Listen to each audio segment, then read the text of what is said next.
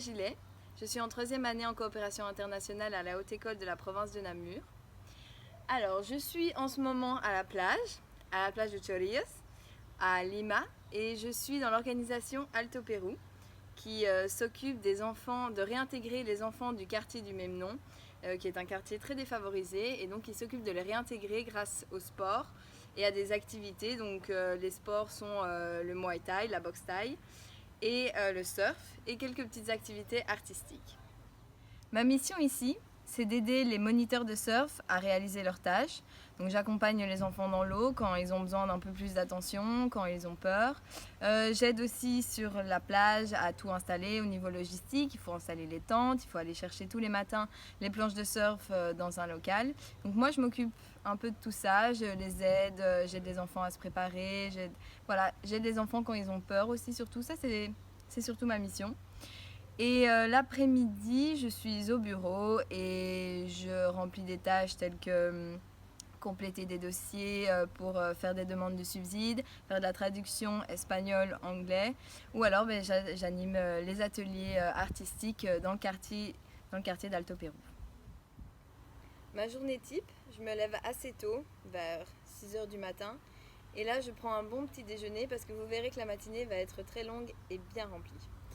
Ensuite, on part de la maison où j'habite avec tout le staff de surf et on va chercher les planches et tout le matériel qu'il faut dans un local près de la plage.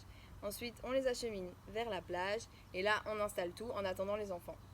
Ensuite, plusieurs cours vont se succéder. Il va d'abord y avoir les cours classiques, les cours privés, donc ça c'est un cours de surf assez basique.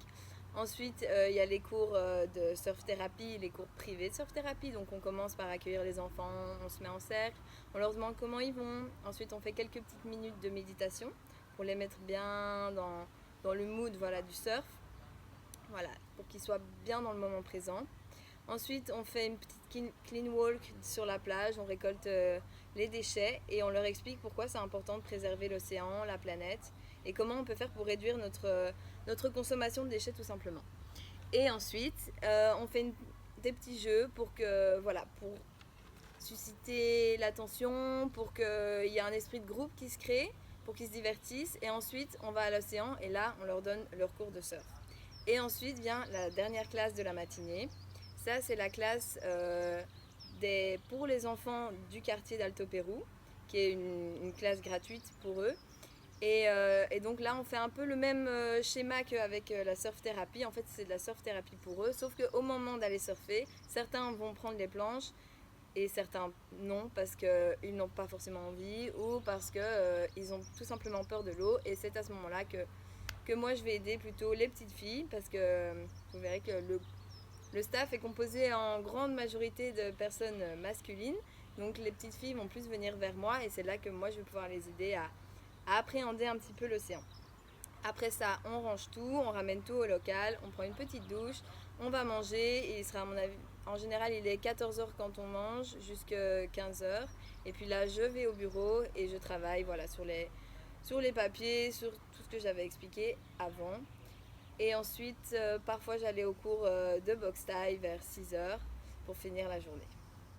Alors ce que j'aime le plus ici, c'est de pouvoir accompagner les petites filles parce que c'est souvent des petites filles qui ont peur de l'océan, qui ont peur de l'eau, des vagues et de pouvoir les accompagner. En fait, souvent, moi, dans le cours de surf-thérapie, on me donnait la charge d'une petite fille en particulier qui avait peur de l'eau et qui voulait y aller qui avait besoin de beaucoup d'attention. Donc moi, j'allais avec elle et j'ai pu la voir progresser avec le temps et même ses parents m'ont dit que maintenant, elle peut y aller et elle a moins peur et donc ils disent que c'est grâce à moi et ça, c'est la plus belle des récompenses et j'ai pu le faire aussi avec d'autres petites filles du quartier d'Alto Pérou qui avant avaient peur de toucher l'eau avec leurs pieds et qui en y allant ensemble avec moi, on était un groupe de petites filles et moi, elles ont réussi à y aller jusqu'au cou.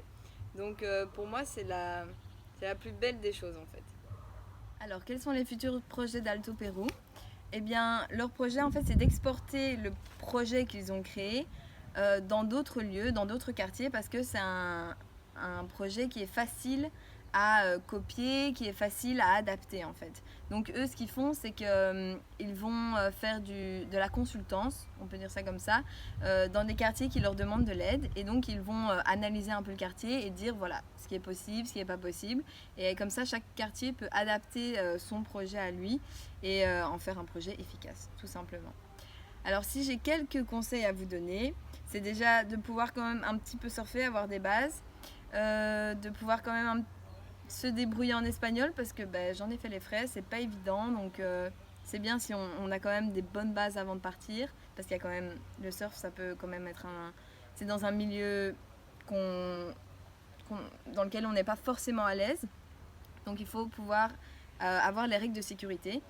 Et eh bien, il faut foncer en fait, tout simplement. Il faut se faire sa place. C'est super important en respectant les autres évidemment.